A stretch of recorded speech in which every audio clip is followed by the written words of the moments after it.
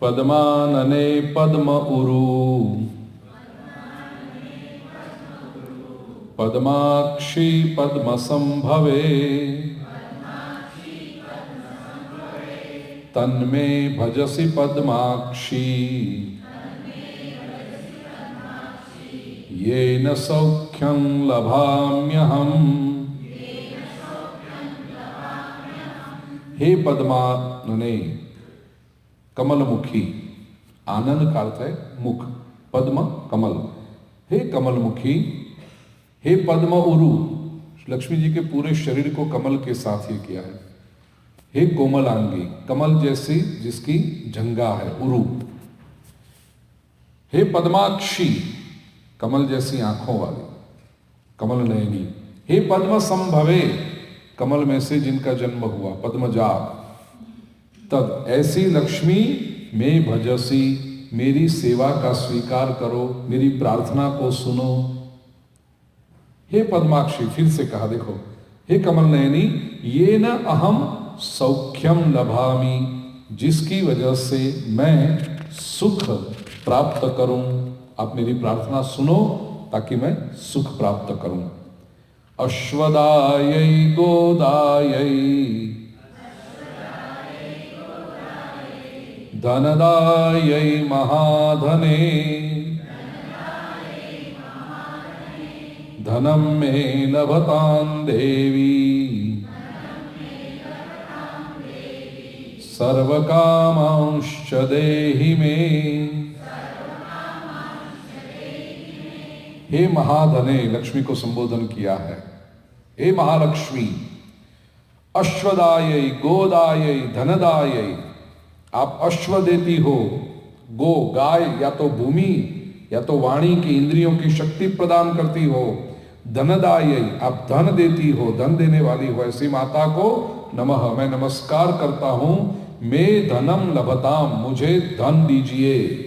हे देवी, मैं सर्व कामान देही, हे मां, मेरी सारी कामनाओं को आप परिपूर्ण कीजिए। पद्मानने पद्म विपद्म पत्रे पद्म प्रिये पद्मदलायताक्षी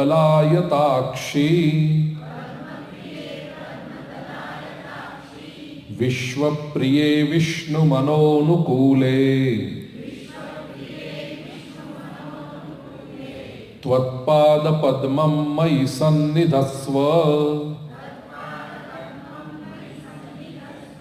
हे पद्मानने, अब तो आप भी अर्थ करना शुरू कर दोगे। हे कमलमुखी, पद्म विपद्म पत्रे, हे कमला, पद्म पत्र के समान है वो। हे पद्म प्रिय, कमल जिसको प्रिय है ऐसी कमल प्रिया। हे पद्मदलायताक्षी, पद्म दल के समान जिनकी आंखें हैं, कमल के पत्ते की, कमल के पत्र की तरह जिसकी आंखें हैं, पद्मदलायताक्षी। विश्व प्रिय, विश्व को जो प्रिय है, लक्ष्मी किसको प्रिय नहीं होती। हे विश्व प्रिय। छोटी सी घटना मुझे याद आ गई, भागवत कथाओं में मैंने कई बार कहा है, लक्ष्मी सबको प्रिय होती है। एक बार ऐसा हुआ, वैकुंठ में शनि महाराज और लक्ष्मी जी बैठे थे और दोनों में चर्चा चली कि अच्छा कौन लग रहा है, अच्छा कौन दिखता है। लक्ष्मी ने कहा मैं अच्छी दिखती हूं। शनि ने कहा ना, मैं अच्छा दिखता हूं। लक्ष्मी ने कहा देखो, अच्छा दिखना यह स्त्रियों का प्रेरोगेटिव है, वो अधिकार है उनका। पुरुष कभी अच्छे दिखते हैं, मैं अच्छी दिखती हूं। शनि ने कहा नहीं, मैं अच्छा दिखता हूं। अब दोनों में से कोई अपनी बात छोड़ने को तैयार नहीं, तो दोनों ने कहा चलो जाकर विष्णु भगवान से पूछें, वो जो कहें वो सही। शनि और लक्ष्मी जी दोनों विष्णु भगवान के पास आए, पूछा प्रभु हम दोनों में से अच्छा कौन लगता है। अब भगवान की हालत सैंडविच जैसी हो गई। भगवान यदि कहें कि शनि अच्छा लगता है तो लक्ष्मी जी रूठ जाएगी, और घर वाली रूठ जाए ना तो वो भगवान को भी नहीं चलता। भगवान को पता है कि मेरे पास इतने सारे लोग आते क्यों हैं, क्योंकि बाजू में लक्ष्मी खड़ी है। लक्ष्मी यदि पास में न होती तो मेरा भाव कौन पूछता। और भगवान यदि कह दे कि लक्ष्मी अच्छी लगती है तो शनि रूठ जाएगा, और रूठा हुआ शनि यदि 7.5 ले आए तो भगवान को भी भारी पड़ जाए। भगवान ने कहा यह प्रश्न थोड़ा विचार करके उत्तर देने जैसा है, मुझे समय चाहिए। एक काम करो, आप दोनों जाकर के उस वृक्ष को स्पर्श करके आ जाओ। शनि और लक्ष्मी दोनों गए, वृक्ष को स्पर्श करके आए। भगवान ने अपना निर्णय सुनाया, शनि तुम जाते हुए अच्छे लगते हो, लक्ष्मी तुम लक्ष्मी तो सभी को अच्छी लगेगी। विश्व प्रिय विष्णु मनोनुकूले, इसको संगति बिठानी हो तो यह भी कह सकते हो विश्व प्रिया क्यों है वो, क्योंकि विष्णु मनोनुकूला, विष्णु के मन को अनुकूल रहती है। याद रखना, संसार में कौन सी स्त्री की महत्ता बढ़ती है, जो अपने पति के मन को अनुकूल रहे। सोशियोलॉजी में भी आप देखना, साइकोलॉजी में भी देखना, जो स्त्री अपने पति के मन को अनुकूल रहे उसी की समाज में प्रतिष्ठा होगी। जो स्त्री अपने पति के साथ संघर्ष में उतरे, समाज में उसकी प्रतिष्ठा नहीं रहती। अब देखना, छोटी सी बात, कई बार कुछ बहनों की, माताओं की आदत होती है, they always keep criticising their husband. ऐसे आदत कहीं भी मिले हो ना, मेरा हस्बैंड तो ऐसा है, मेरा हस्बैंड तो ऐसा है, वो तो ऐसा है। अब देखना, ऐसी महिलाओं की समाज में प्रतिष्ठा नहीं होती। People will not respect such women, especially they will not get respect from fellow women also. दूसरी जो महिला है, जो संवेदनशील है, they will keep distance from, and they will also like their husbands to keep distance from such women. क्योंकि एक बात तो तय हो गई कि उसको अपने पति से संतोष नहीं है, इसलिए वो बार बार क्रिटिसाइज करते रहती है। तो all the women are very protective and very possessive about their own husbands. इसको अपने हस्बैंड से संतोष नहीं है, मेरे वाले को बचा। तो अपने वाले को बचाने का सरल रास्ता क्या है, वो खुद उस ऐसी स्त्री के साथ संबंध कम कर देगी। कॉन्शियसली या तो सबकॉन्शियसली आप ये करते होंगे, याद रखना। यहां एग्री करने की जरूरत नहीं है, लेकिन जो भी स्त्री अपने पति की निंदा करती रहे, उसका समाज में गौरव नहीं रहता। और जो स्त्री अपने पति का गौरव करती रहे, वो हमेशा आदर पाती है। मेरा पति बहुत अच्छा है, जैसा है वो मेरा पति है। पति में दोष हो सकते हैं, मैं कोई टोटल मेल शोविनिज्म की बात नहीं करना चाहता, लेकिन जो दोष होंगे वो मेरी और उसकी बात है। We will sort out, I will try कि उसमें से वो दोष निकल जाए, हम अच्छे बन के हमारा फैमिली रहे। What is the point in criticising your own husband in front of the society? वो तो पागलपन है। एक बात ध्यान रखना मेरी प्यारी बहनें, माताएं, जो स्त्री अपने पति को राजा की तरह देखती है, अपने आप वो रानी की तरह आदर पाने लगती है। और जो स्त्री अपने पति को गुलाम बनाना चाहती है, वो अल्टीमेटली तो गुलाम की वाइफ हुई, तो वो भी नौकरानी ही हो गई ना। अपना स्टेटस यदि बड़ा करना चाहते हो तो भी आवश्यक है कि अपने स्पाउस का स्टेटस बढ़ाओ। आपका स्टेटस, रिस्पेक्ट अपने आप बढ़ जाएगा। लोग आदर से देखेंगे, कितने अच्छे हस्बैंड वाइफ। और this the same thing goes for husband also. Husband कभी वाइफ की निंदा पब्लिक में न करे।